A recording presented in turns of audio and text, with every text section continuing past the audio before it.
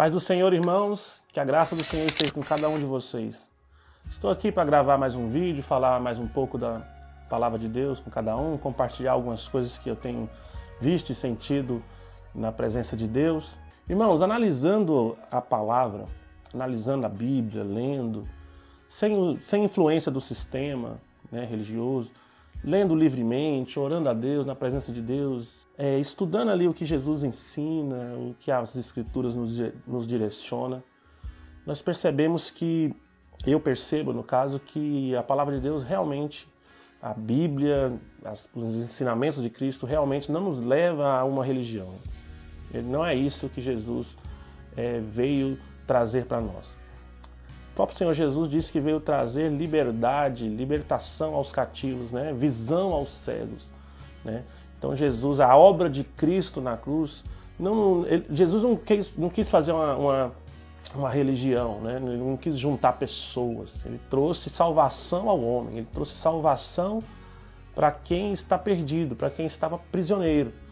Salvação de quê? Salvação, ele fala, a salvação, a libertação dos pecados, a libertação da escravidão dos pecados, e a salvação do dia da ira de Deus.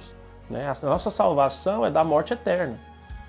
Porque tem gente que acha que estamos sendo salvos do diabo, estamos sendo salvos da maldição. Não, nós estamos sendo salvos, ou pelo menos poupados do dia do Senhor, o dia da ira de Deus. A Bíblia diz isso em várias passagens das profecias, que tem um dia reservado para a ira de Deus, ou seja, para Deus, não é que Deus vai se irar, não, Deus vai julgar com a justiça dele. A justiça dele precisa, se Deus é um Deus justo, como a Bíblia diz, e ele é, então significa que a justiça dele vai ter que ser manifesta, já que ele é justo e ele é um Deus que se manifesta, então vai ter o dia que a justiça de Deus vai ser manifesta e terá julgamento, terá o dia da ira, terá o dia do furor de Deus, da justiça de Deus aplicada. E nós estávamos condenados por todo o pecado da humanidade, já porque nós somos da descendência de Adão, estávamos condenados a esse dia. Mas o Senhor Jesus, o Senhor, nosso Deus, nosso Pai, enviou seu Filho amado, João 3,16, todo que nele crê não pereça, mas tenha a vida eterna. Com o nosso afastamento de Deus, como nós temos no nosso coração, a palavra de Deus diz que temos um altar, que nós somos a casa de Deus, somos o tabernáculo do Senhor. No nosso interior, eu creio que existe um altar, onde é o lugar do Senhor governar, onde Deus governa o homem. E quando nos afastamos de Deus, geralmente é preenchido esse lugar com o nosso ego, as nossas vontades. Nós passamos a ocupar o lugar de Deus. O nosso ego, as nossas vontades, as nossas paixões tomam a direção das nossas vidas. E isso é um caso grave. Nós devemos realmente deixar o Senhor governar, deixar o Senhor nos conduzir a esse caminho de salvação. Porque como no Velho Testamento tem a passagem do povo de Deus do Egito para a Terra Prometida, Isso simboliza a nossa trajetória de salvação nessa terra, nossa peregrinação, que a Bíblia chama. Então nós estamos num caminho de salvação, deixando o Egito, deixando o pecado que é o mundo, abandonando as práticas, abandonando essa cultura que nós estávamos acostumados, a cultura do pecado, a cultura da carnalidade e do nosso ego. Então nós estamos num caminho de salvação. Então o que eu percebo é que realmente o que o Senhor nos ensina, todas as palavras de Cristo, elas nos mostram que devemos mudar, Nós devemos mudar. Não é apenas frequentar um lugar. Eu sei que parece repetitivo, mas é porque eu percebo que muitas das vezes as pessoas vão à igreja, até são parte de uma denominação, mas pensam que é isso o evangelho. Ir a uma igreja, escutar o culto e cantar as músicas, não é só isso. Não entendeu a profundidade disso.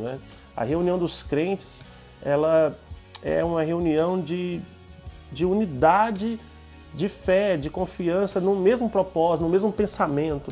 Se reúnem por quê? Porque tem o mesmo Deus como Senhor de verdade. Estão reunidos porque vão adorar a Deus, porque sabem, entendem que Deus deve ser adorado e tem que ser o único digno. vão adorar por vontade, não porque estou aqui, então vamos fazer. Não. Eu tenho vontade de adorar a Deus e eu tenho vontade de fazer isso juntamente com os meus irmãos que eu amo e que também me amam, que também foram salvos e receberam a mesma graça do que eu, e temos tudo isso em comum. Então nós nos reunimos em nome dele para adorar o Senhor, ali com uma verdade de coração, e aí vamos clamar, vamos ser cheios do Espírito Santo. Eu creio que esse é o tipo de reunião que faz sentido conforme as palavras de Cristo. São uma reunião com a consciência, eu faço porque eu quero, eu entendi que fui salvo, que realmente fui perdoado, que agora eu deixei de ser condenado para ser feito filho de Deus pela graça que me foi dada. Então essas são as reuniões que eu entendo. Muitas pessoas, infelizmente, não entenderam isso. Eles vão na igreja por algum motivo ou outro, por causa que lá é legal, tem músicas bonitas e gostam daquilo, aquelas luzes, e muitas vezes tem as luzes e tudo mais. Aquilo atrai as pessoas, mas não passa disso, né? E eu tenho falado, gente, pega a sua palavra, pega a Bíblia, começa a lê com atenção, vê o que está escrito ali, vê o que a palavra nos ensina, vê o que Jesus fez, o que Jesus quer, como vai ser nossa caminhada. Precisamos ser diferente mesmo. Não tem como, você é fanático, você é não sei o que, é religioso. Não, leia a palavra, você vai ver que o Senhor Jesus, se você for obedecer a palavra, o que Jesus falou em João 8,31? Se permanecerem na minha palavra, verdadeiramente serão meus discípulos. Tem que permanecer na palavra de Jesus, tem que obedecer. João 14,21, aquele que tem as minhas palavras e as guarda, as cumpre, esse sim me ama. Nós temos que obedecer às palavras de Cristo, de Deus. E quem obedece às palavras de Jesus provavelmente será diferente, não tem como ser igual, porque Jesus nos ensina a ser completamente contrário ao resto das coisas do mundo, né? Nos ensina a perdoar enquanto o mundo nos ensina a ser melhor, né? Seja melhor, você mesmo, está tudo dentro de você. É isso que tem sido falado hoje em dia. Está dentro de você, você pode se superar, você pode ser melhor do que você tem que ser o melhor de todos. A Bíblia nos ensina a perdoar, a palavra de Deus nos ensina que devemos aceitar o próximo ou considerar o próximo maior do que nós mesmos, sempre assim, né? Sempre colocar o outro acima de nós, assim diz a palavra.